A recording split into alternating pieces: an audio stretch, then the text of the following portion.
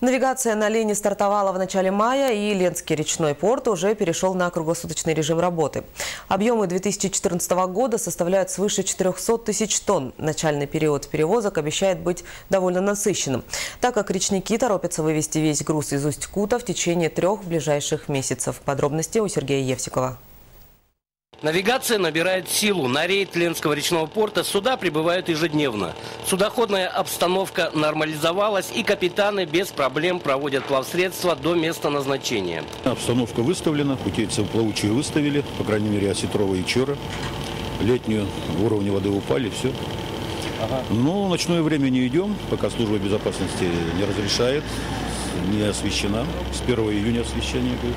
ВТМ прошел, циркуляры дают путейцы, информация есть полная судоводителям. Со слов капитана, глубина реки в Усть-Куте около 2,5 метров. Прогноза Владимир Уткин не дает, но говорит, что нынешний уровень воды ниже прошлогоднего. И как покажет себя река летом, неизвестно. Вся надежда на погоду.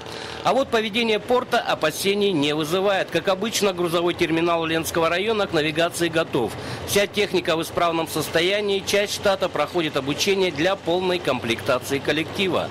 Объемы, которые планируют переработать портовики, превышают 400 тысяч тонн. В этом году у нас план переработки грузов порядка 407 тысяч тонн груза. Навигация началась у нас в обычном режиме.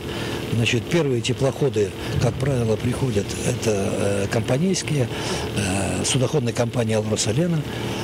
Они привезли генеральные груза, и за ними следом сразу подошли теплоходы Верхнеленского пароходства, который является основным сторонним перевозчиком. Как правило, их грузы – контейнеры с различными товарами и материалами, принадлежащими коммерческим структурам. По аналогии с прошлым годом, значит, мы заявили объем в Ленский речной порт 50 тысяч тонн. Фактически объем переработки по прошлому году был 82 тысячи тонн. Но постараемся этот показатель в этом году сохранить. Основной объем грузов, как всегда, будет направлен в адрес компании «Алроса». Пока судоходная обстановка благоприятна, судовладельцы стараются максимально эксплуатировать плавсредства. Известно, что речникам поставлена задача вывести все материалы из Усть-Кута в течение 3 месяцев.